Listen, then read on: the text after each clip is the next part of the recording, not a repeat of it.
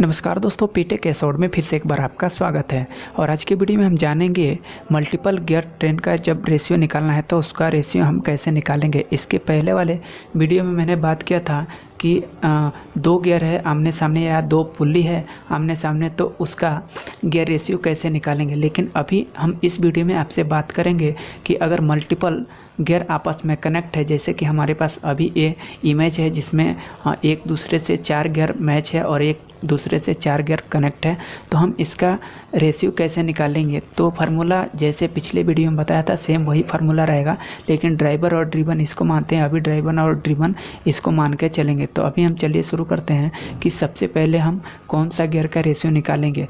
कभी भी ध्यान रखिए कि जब भी आप गियर रेशियो निकालें तो जिस चीज़ से आप ड्राइव कराएं, तो ड्राइव मुझे पता होगा कि या आपको भी पता होगा कि हम मोटर ही लगाते हैं और मोटर से ही हम आगे वाले जो गियर है उसका ड्राइव देते हैं, ड्राइव कराते हैं। तो अभी हम रेशियो निकालने के लिए सबसे पहले हमको ये जानना ज़रूरी होता है कि जो मोटर हम गियर में लगाएंगे, सभी गियर को जब रोटेट कराना है और वहाँ पे हम जो मोटर लगा रहे हैं उसका आरपीएम क्या है। तो अभी हम जो मोटर का एग्जांपल देंगे उस मोटर का आरपीएम होगा 1450। तो अभी हमारे पास ये मोटर है, इस मोटर का आरपीएम है 1450। तो 1450 हम सबसे पहले हम एक काम करेंगे, जैसे कि हम यहाँ एक फार्मूला इस्तेमाल करेंगे मोटर आरपीएम। तो एक बात और बता दूँ कि आरपीएम को फाइंड आउट करने के लिए जैसे आप जानते हैं कि एन हम मान के चलते हैं, एन मान के चलते हैं आरपीएम को, और टी मान के चलते हैं जो गियर का तीत है उसको हम टी मानते हैं। और यहाँ पे टी के जगह डी भी हो सकता है, डी का मतलब डायामीटर, तो हम डायामीटर भी मान के चलते हैं। तो अभी हम गियर लगा रहे हैं तो टी ही रखेंगे। तो टी का मतलब जो गियर का तीत होता है वो होता है, और एन का मतलब जो आरपीएम होता है वो होता है। तो आरपीएम अभी क्या है कि आरपीएम तो किसी का भी हो सकता है, जैसे कि इस गियर का भी आरपीएम हो सकता है, इस गियर का भी आरपीएम हो सकता है, लेकिन जहाँ पे आरपीएम हमको दिखाना है वहाँ पे हम एन ही दर्शा के रखेंगे। तो जैसे कि मोटर का आरपीएम है 1450, तो आपको एन मान के चलना है। मान लीजिए अगर इस गियर का आरपीएम हमको लिखना है, जैसे यहाँ पे हमने दिखाया है T2N। अब T2N का मतलब क्या हुआ कि जो T2 गियर नंबर है T2 जिसका 36 टीथ है उसका आरपीएम T2N होगा। तो इस तरह से इसे समझ सकते हैं। तो अभी हम यहाँ पे जो फार्मूला इस्तेमाल करने वाले हैं मोटर N यानी N इंटू T1 12 भागा T2 36। अब ये क्या है, मान लीजिए T1 है तो T1 का तीत कितना है, 12 तीत है। अब T2 है तो T2 का तीत कितना है, 36 तीत है।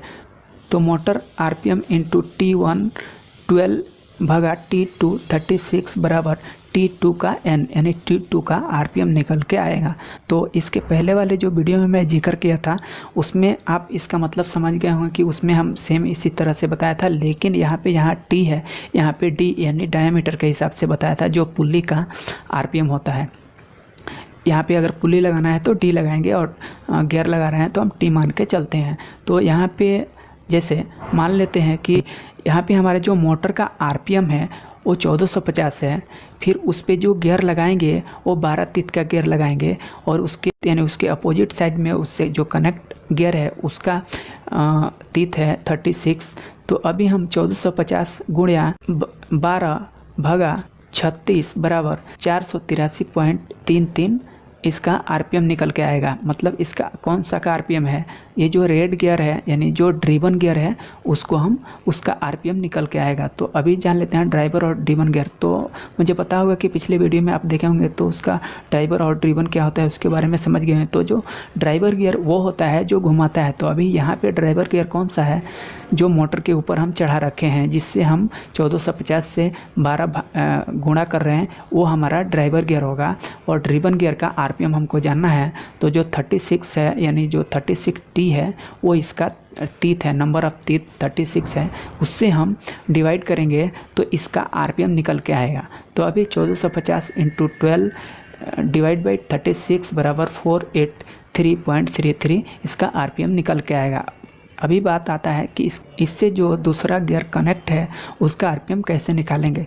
तो अभी हम ड्राइवर और ड्रिवन इन दोनों गियर का मान के चल रहे थे कि ये ड्राइवर हो गया ये ड्रिवन हो गया, लेकिन अभी हम ड्राइवर और ड्रिवन मान के चलते हैं एक ग्रीन का और एक येलो का, यानी येलो हो गया ड्राइवर गियर और ग्रीन हो गया ड्रिवन गियर।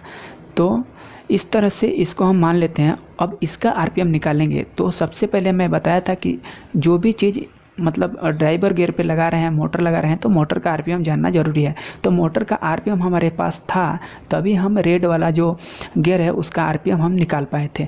लेकिन यहाँ पे हम इसका आरपीएम तो निकाल लिए कि जो 483.33 जो इसका आरपीएम है वो कौन सा का आरपीएम निकल के आया, रेड वाला जो गियर है इसका आरपीएम निकल के आया। तो हमें पता है कि येलो और रेड दोनों आपस में कनेक्ट है, इसके लिए दोनों का रेशियो सेम होगा।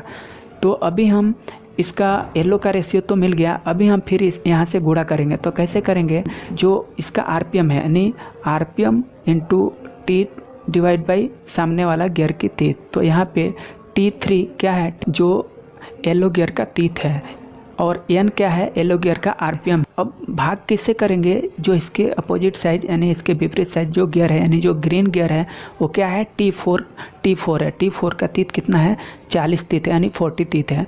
अभी हमको उसका आरपीएम जानना है, तो क्या रहेगा यहाँ पे T4 का आरपीएम यानी T4N रहेगा। तो T4N का आरपीएम निकल के आएगा। तो यहाँ पे हमने 483.33 इसका आरपीएम इंटू 10, ये क्या है, गियर की तीत है, डिवाइड बाई 40 जो सामने वाला गियर का तीत है। तो हमारे पास सामने वाला गियर का यानी जो ड्रिवन गियर है उसका आरपीएम निकल के आएगा 120.83।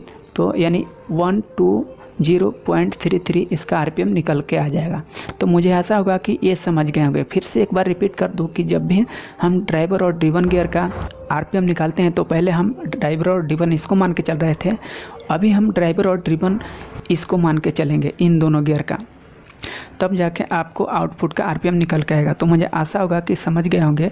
अभी यहाँ पे हम सभी गियर का आरपीएम निकाले थे, इस आने वाले वीडियो में हम इन सभी का, अगर मान लीजिए रेड जो ये रेड गियर है ये गियर ना रहे और फिर भी इसका आरपीएम तो हम निकाल दिए, लेकिन अगर यहाँ पे कोई गियर लगाना है तो हम उस गियर को कैसे फाइंड आउट करेंगे। तो मान लीजिए गियर था तो हम आरपीएम निकाल लिए, लेकिन अगर आरपीएम है और गियर नहीं है तो वहाँ पे हम कितने का गियर लगाएंगे ताकि हमारा आउटपुट जो आरपीएम है वो मैच हो सके। यानी 483 अगर इस गियर का आरपीएम है तो 483 मान लीजिए यहाँ पे छोटा गियर है और फिर यहाँ पे एक उससे भी बड़ा है। अब कितना बड़ा लगाएंगे ताकि 483 उसका आउटपुट हमें मिलेगा, यानी 483 उसका आउटपुट मिलेगा कितने का गियर लगाएंगे। तो आने वाली वीडियो में हम यही जानेंगे कि जब किसी गियर का आरपीएम निकालना हो और वहाँ पे गियर ना हो तो कैसे निकाल पाएंगे उसका आरपीएम। तो अभी के लिए इतना ही, मिलेंगे एक नए वीडियो के साथ।